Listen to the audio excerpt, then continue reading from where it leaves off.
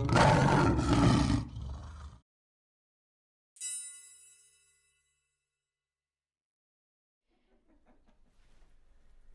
struggled with the title, but Rick always says that we're in training for reigning. So what would success look like for students? They would be trained to reign in their particular area that they're supposed to. But before we go into that, something I always like to mention with kingdom education, and that's keeping the king at the center. So the king said, "Let the little children come to me and do not hinder them, for the kingdom of God belongs to such as these." And really, we're all little children, and nothing should keep us from having access to the king, from growing in our relationship with the king, and from coming to the king. And sometimes in education, we put things in the way of children coming to the king. And so how does that look for us as kingdom educators? How do we bring children to the king? How do we help them grow in their relationship to the king? And then what does success look like in the kingdom? Because we know what success looks like in the world's eyes. One thing that kingdom education is not is everything that the world is trying to actually fix in education. So all the quick fixes or the long-term fixes that have been in the news and that we've been talking about, curriculum, No Child Left Behind, Common Core, certainly hasn't fixed education. Neither has testing, more testing, less testing, standardized testing, curriculum testing. Year-round schools, longer days, shorter days, more days, less days, doesn't seem to have much of an effect on education. Neither does teacher training, because I'm not really sure that what we're training teachers in could be part of the problem. We hear about schools need more technology, or we need more online schools, we need magnet schools, maybe we need more rigor, class sizes are too large, or maybe they're too small. Maybe all kids should wear uniforms. There's actually a bill pending now in the state of South Carolina for all public schools to mandate uniforms. That would probably get my attendance up at private Christian school.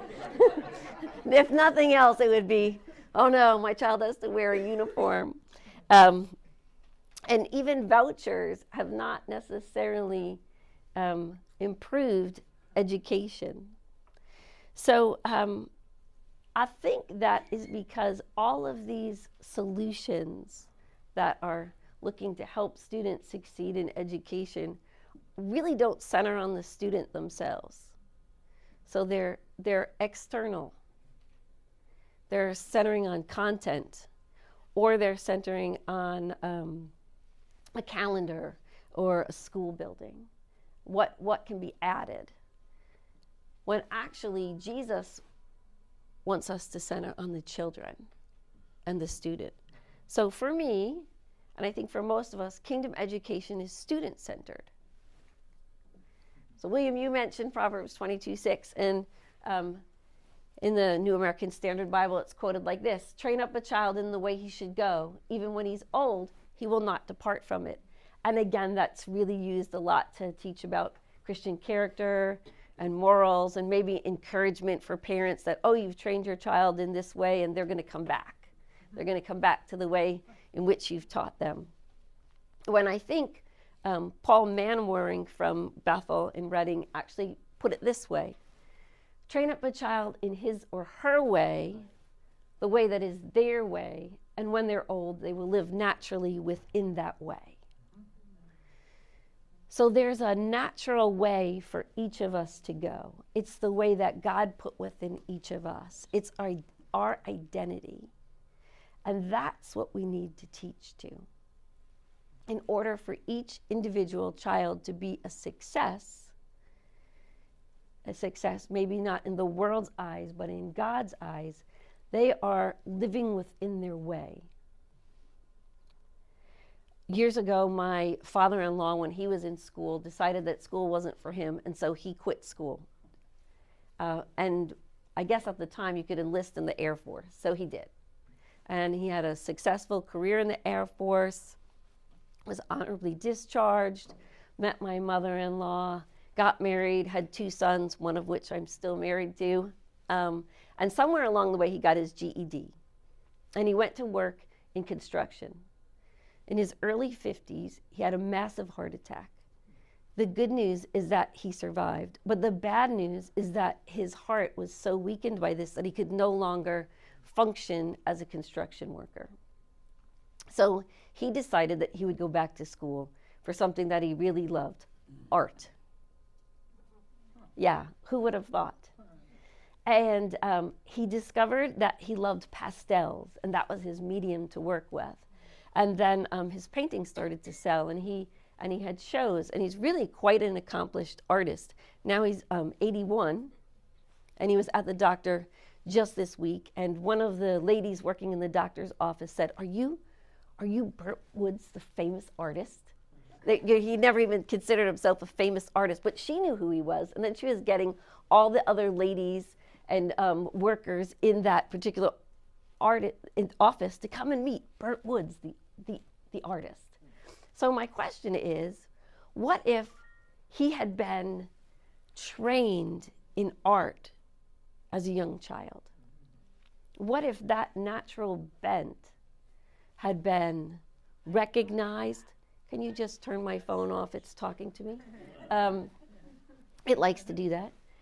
What if that had been recognized when he was young?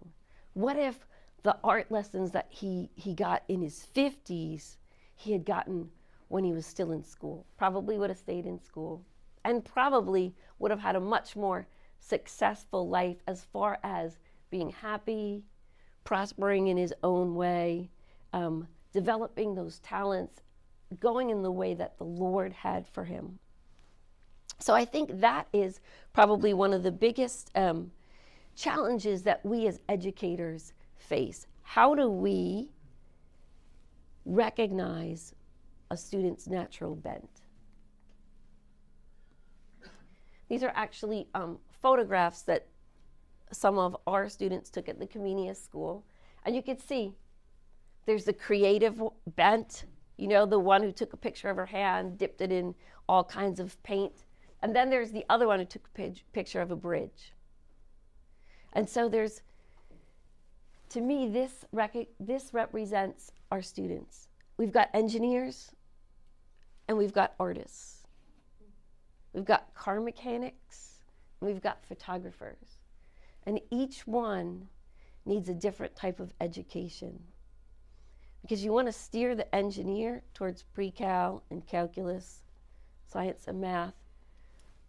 Whereas I know my artists, they just want to get through that. Give me the easiest math possible, but let me play my guitar. Give me the cameras are out. Put me in front of a canvas.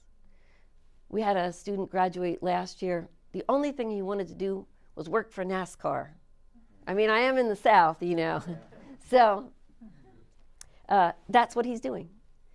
And NASCAR needs him.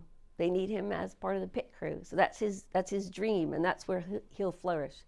We certainly don't want him doing anything else, because not only would he be unhappy, but everyone around him would be unhappy. So practically speaking, how do we as educators do this? Because if each student needs its own individual education, we can't tutor each and every student. It would take too much time, we would be exhausted, and we could only service so many students. So what does that look like? I want to propose that there is a base of education that all students need. Certain math concepts, English, science, history. We all need to know our history. But then within those courses, teachers can actually teach to individual strengths, but they need the relationship. I call that money in the bank. If I have money in the bank with students, if I have a relationship, then I can ask them to do certain things and they'll do it. And they will, in turn, they've also got money in the bank with me. They can ask me to do certain things and they'll do it.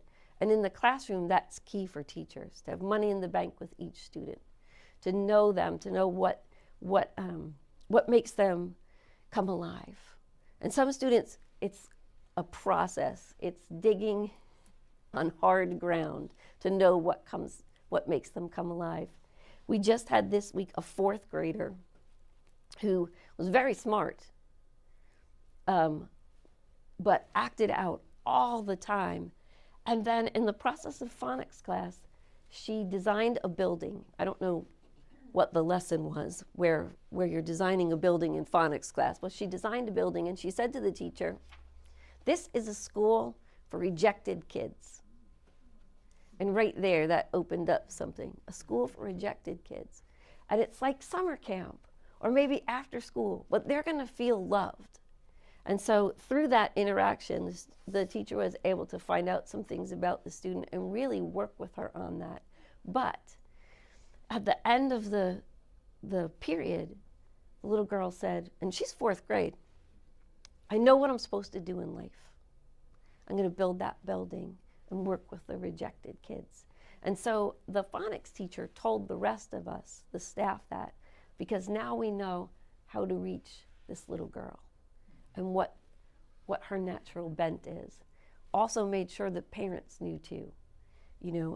Hey, you might want to talk to her about this.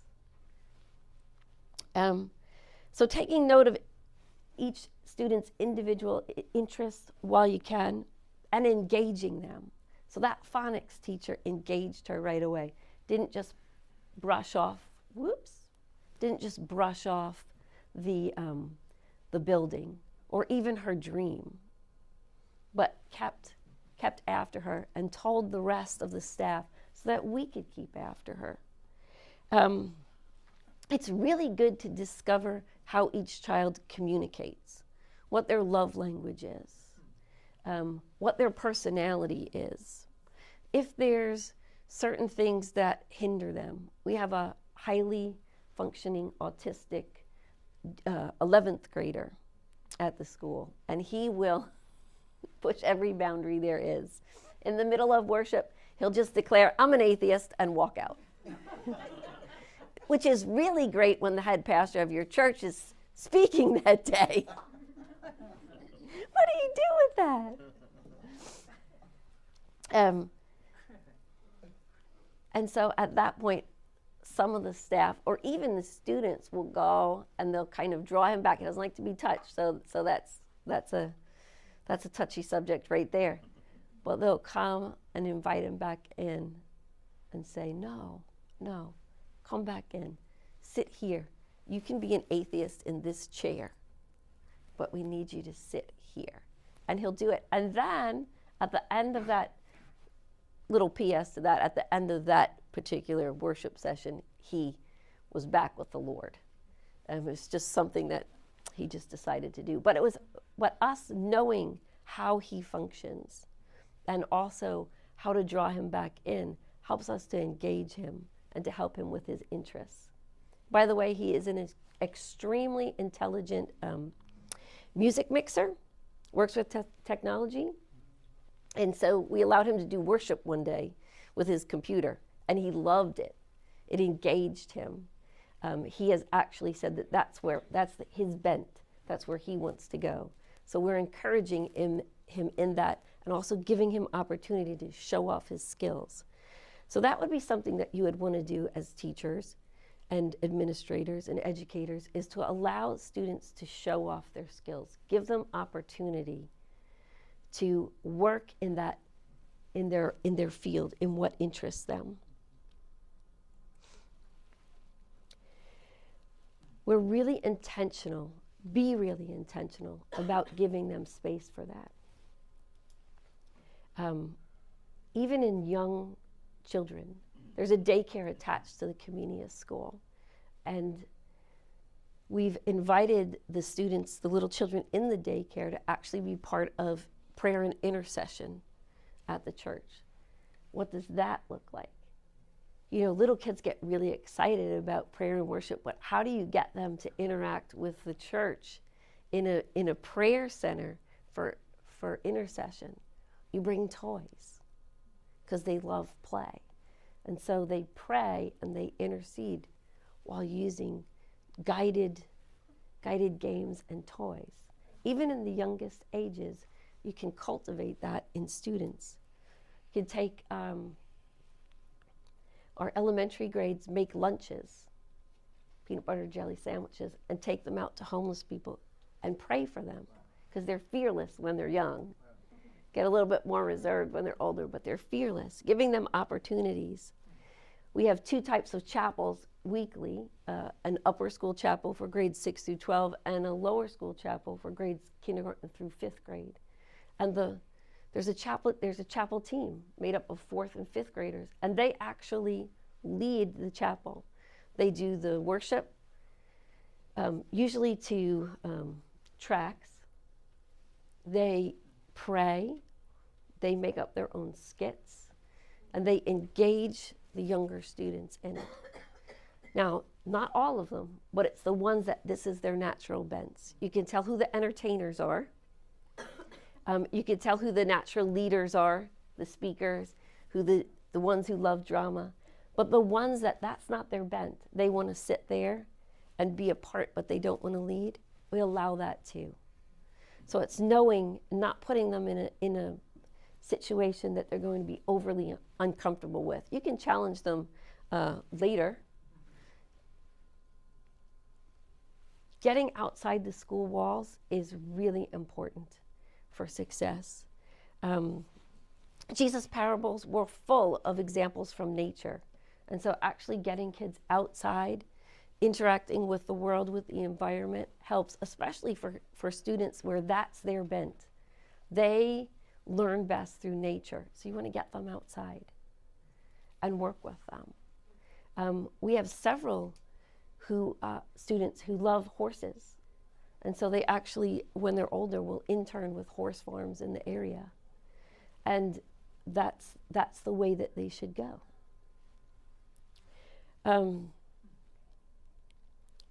Allow time for interaction with God.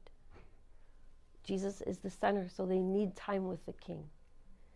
Soaking in a classroom, soaking maybe before school, times of reflection, times for journaling, times for debriefing. We have a student who graduated in 2013 named Nathan, who at one of those times of soaking, just corporate soaking, asked to share at the end and said, I had a vision. I'm going to be an engineer, and I'm going to invent, this is strange, but you'll get it, a weapon that Israel's going to use for protection. So he got all that from a soaking session. Well, he's a senior in college now at Rochester Institute of Technology, and he's actually been to Europe and interned in Portugal in one of these facilities that is going to propel him and put him on the path to whatever that weapon is, probably something with lasers, but whatever that weapon is that he will develop in the future. So still on the path to that. And when Nathan said that, what do you do that? We're a small Christian school. We don't have lasers, and we certainly don't really promote weapons. So the best that we could do was to keep praying with him, help him to get into the right school, make sure he had the right courses, but encouraging and validating that revelation from the Lord, because that's his way.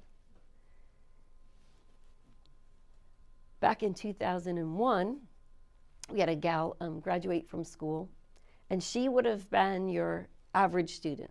When I mean average, like not even honor roll, average, C's. And yet today, she is one of the lead bank managers for a very national bank. If a branch is failing, they'll call her in, and she turns it around. But when she was in school, you wouldn't have seen that. And yet, at the time when she was in school, she had leadership on her. She was always starting things and leading younger children. And so at the time, teachers were pouring into her leadership principles. And I had the chance to interview her 2 years ago and said, what is it? How did you get to this spot? And she said, it was the books and the leadership classes that I took in high school that helped me to develop leadership principles with my staff and all the staffs that I interact with at the banks. And so even though her grades didn't show it, she internalized these principles that teachers had taught her and given her, and also all the opportunities that she had while in school to practice. And so you don't know the outcome of what you're pouring into kids until much later, but you are putting them on the pathway to success. Just this week, I gave my seniors, the 12th grade, a project. And the project, the question was, school's getting a little trashy. How do we clean up the school? And so I allowed them to brainstorm. And they said, if kids actually had to clean the school, they would probably keep it cleaner. I agree. And this came from them, so I was all for it. And so we have 18 seniors, and they the natural speakers got up and they're drawing on the board and writing all these suggestions. When they came down to it, they decided that they would break themselves into 4 groups. And group 1 was going to was going to make a video. They called it a public service announcement. They're going to make a video to inspire the student body to come to school on a day off to clean the school, with the hopes that once the school was clean, everyone would want to keep it clean. So that was one group. And you would think that all the artists and the film people would want to be in that group, but it didn't turn out that way. Some natural leaders were in that group. Some filmmakers, our most talented filmmaker opted out. But the ones that really wanted to rally around, okay, let's inspire people through video, they got in that group. So this is still a work in progress. Group number 2 was, let's target the alpha kids. And what they meant by alpha kids was the ones who, if Jim's going, I'm in. But if Jim's not going, I'm not going. So my real competitive kids fell into that, decided that they were going to take that challenge because it's a challenge. And they sat down and they started listing all the gyms, all the alphas in the school, who they could target to get to come, inspire them to come to clean the school on the day off. Another group, kind of the academic people, decided that they were going to target teachers and ask teachers to give incentives to get kids to come to school on their day off to clean the school. Now this is really hard because we're a no homework school, so you can't give them that incentive. We also don't have uniforms, so you can't give them the incentive of no uniform day. But they're brainstorming ideas to suggest to teachers to give incentives for kids to come to school. And the last group is my foodies. So those are the ones who decided a great incentive to get kids to come to school on the day off would be to feed them. Lunch. And they immediately threw out pizza because everyone does pizza. They went Chinese. I said, would you come to school and clean school on your day off if there was Chinese food? Oh yeah. But not only that, they're going to ask parents to bring baked goods so that there's snacks along the way. So this is the plan. The day takes place next month. But notice something. Each student went the way of their natural bent. The foodies gravitated towards food. The ones who are competitive took the alpha kids. Some of my art ones took the video, but there were also some leaders in there that wanted to make sure that you saw this and you got it and you knew what you were coming for. And then The academic ones went with the teachers. So it's how natural bent works, and recognizing that and giving space for kids to be able to develop that while they're in school. Success in the world may look like I'm making a lot of money, I've got a lot of toys, but that's definitely not success in the kingdom. Success in the kingdom is I know my identity in Christ, I know what he's called me to do, and I'm doing it. I knew from the time I was little I wanted to be a teacher. I played school as a child. I made my brother sit in my makeshift classroom. And believe me, school was not what they wanted whatsoever. But because I was the older sister, they obeyed. And then I followed through with it. I was fortunate enough, even though I was not a Christian, to be able to follow my natural bent. How unfortunate for people like my father-in-law to get to their early 50s, and it takes a tragic life situation for them to switch gears to follow their natural bent. So our challenge as educators is to recognize that and then to be able to foster it. We might not be able to foster it through textbooks or standardized testing, longer, shorter school days, etc. But we can foster it through relationship. Keeping Jesus at the center, and then realizing there's a way that is a natural way for students to go. And it's our job to recognize and to foster and to help them get there. So we're on this journey together, this path, and everyone's path leads to the King, but the paths are different. And so I challenge each one of us to develop relationships, to give space, to allow freedom, target kids, and encourage and foster that, so that when they are old, they are functioning in their natural way, and they can't depart from it.